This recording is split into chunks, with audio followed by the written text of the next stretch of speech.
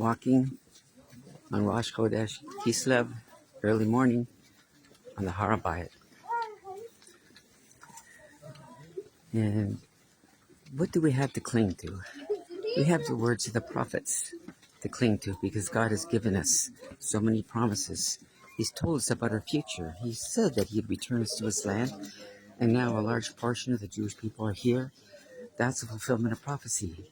We can conclude that every word of Hashem in the prophets will come to pass.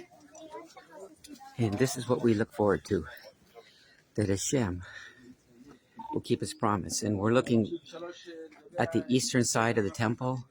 On the other side of that arch would have been where the Mizbeach would have been.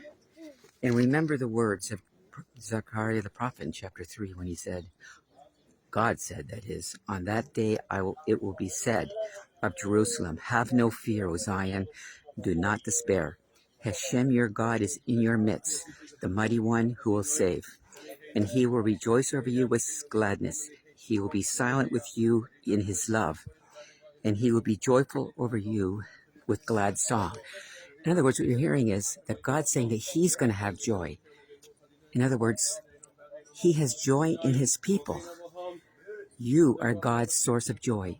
You in the land of Israel is God's source of joy. And He says, do not fear, for I will save you. That is the word of Hashem. And He says, behold, at that time I will crush all those who afflict you. I will save the lame and gather the outcasts.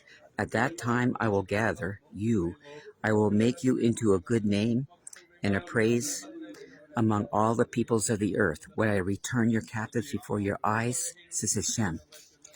And this includes not only the Jews, the 10 tribes. According to Aronel, he says the 10 tribes, and it's for sure because God promised that all the tribes of Israel will return to God in the land of Israel. And we're holding on to that promise. It's His love, His everlasting love toward His people.